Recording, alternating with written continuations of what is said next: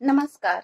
The Bihar teachers history makers मेरा mobile मेरी शिक्षा के इस मंच पर मैं अर्चना आर्यानी, शिक्षिका महेंद्र उच्च विद्यालय सह राजकीय इंटर कॉलेज जिरादेई से आप सबका अभिनंदन करती हूँ, स्वागत करती हूँ।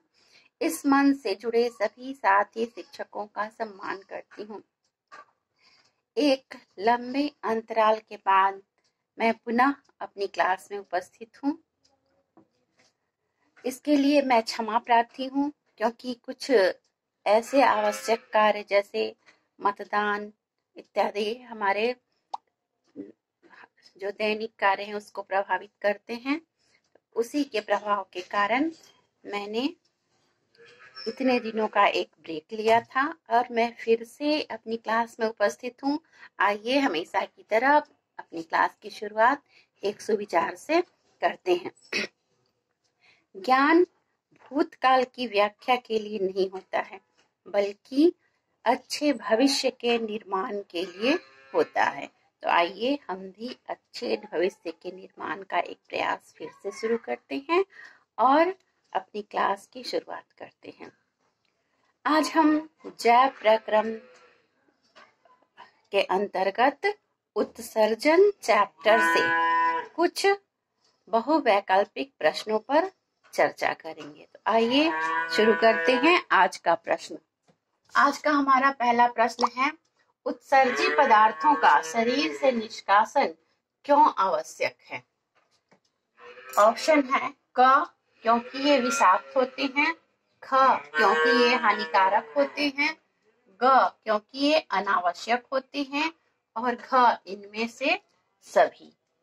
तो इनमें हमारा आंसर होगा इनमें से सही, क्योंकि ये विषाक्त भी होते हैं, हानिकारक भी होते हैं और हमारे शरीर के लिए अनावश्यक भी होते हैं।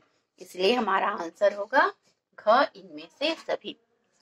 अब हमारा दूसरा क्वेश्चन है, अमीबा में उत्सर्जी पदार्थ किस रूप में बनते हैं?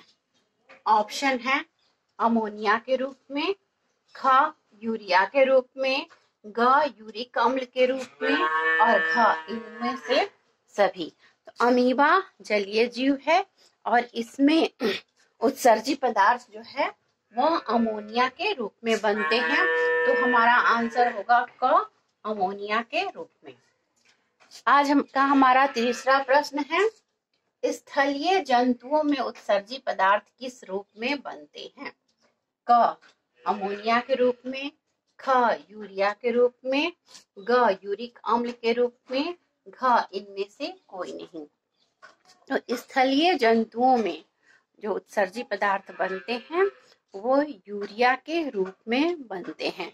मनुष्य में भी उत्सर्जी पदार्थ यूरिया के रूप में ही बनते हैं। तो हमारा आंसर होगा ख, यूरिया के रूप में। नेक्स्ट क्वेश्चन, यूरिक अम्ल के रूप में उत्सर्जी पदार्थ किस वर्ग के जंतुओं में बनते हैं?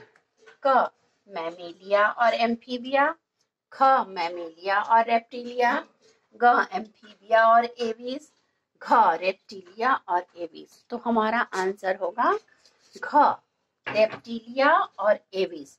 रेप्टिलिया और एविस वर्ग के जीवों में जो उत्सर्जी पदार्थ बनते हैं वह यूरिक अम्ल के रूप में बनते हैं। अगला क्वेश्चन है, अमीबा में उत्सर्जन किस क्रिया द्वारा होता है? क, निष्कासन, ख, विसरण, ग, संकुचन और घ, इनमें से सभी। तो हमारा आंसर होगा ख, विसरण की क्रिया के द्वारा। अमीबा एक कोशिकीय जीव है और इसमें उत्सर्जन की क्रिया जो होती है वह विसरण के द्वारा होती है। नेक्स्ट क्वेश्चन, अमीनो अम्ल के विखंडन से क्या बनता है? क, CO2, ख, CO, ग, NH3 अर्थात अमोनिया और घ, NO2। तो हमारा आंसर होगा ग, NH3 अर्थात अमोनिया। नेक्स्ट क्वेश्चन है, वृक्क अर्थात किडनी किस जैव प्रक्रम का भाग है या हिस्सा है? किडनी या वृक्क किस जैव प्रक्रम का भाग है या हिस्सा है या अंग है? ऑप्शन है क पोषण, ख श्वसन, ग परिवहन और घ उत्सर्जन। तो हमारा सही आंसर है घ उत्सर्जन। किडनी जो है या वृक्क वह उत्सर्जन का अंग है। नेक्स्ट क्वेश्चन, अमीनो अम्ल के विखंडन के फलस्वरूप क्या बनता है? इस तरह के का क्वेश्चन हमने पहले भी देखा है कि अमीनो अम्ल के विखंडन से क्या बनता है, जिसमें ऑप्शन था सही आंसर था अमोनिया, बाकी जो 3 ऑप्शन थे वे गलत थे। यह प्रश्न उसी तरह का है लेकिन उससे थोड़ा सा डिफरेंट है। इसमें प्रश्न है अमीनो अम्ल के विखंडन के फलस्वरूप क्या बनता है? क सिर्फ अमोनिया, ख सिर्फ यूरिया, ग सिर्फ यूरिक अम्ल और घ सभी।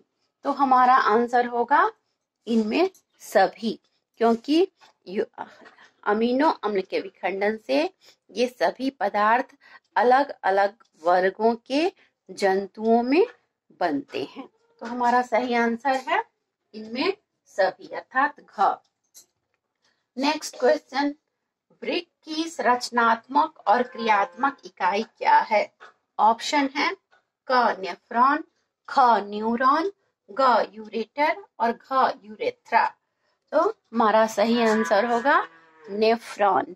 नेफ्रॉन जो है वह वृक्क की रचनात्मक और क्रियात्मक इकाई है, क्योंकि नेफ्रॉन के द्वारा ही रक्त छनता है और जिससे मूत्र का निर्माण होता है।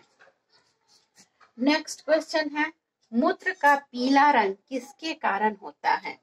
क अमोनिया, ख यूरिया, ग यूरिक अम्ल और घ यूरोक्रोम। तो हमारा सही आंसर होगा घ यूरोक्रोम। यूरोक्रोम एक पीले रंग का वर्णक होता है जो मूत्र में पाया जाता है, जिसके कारण मूत्र का रंग पीला होता है। आज के लिए बस इतना ही, फिर मिलते हैं अगले वीडियो में। धन्यवाद।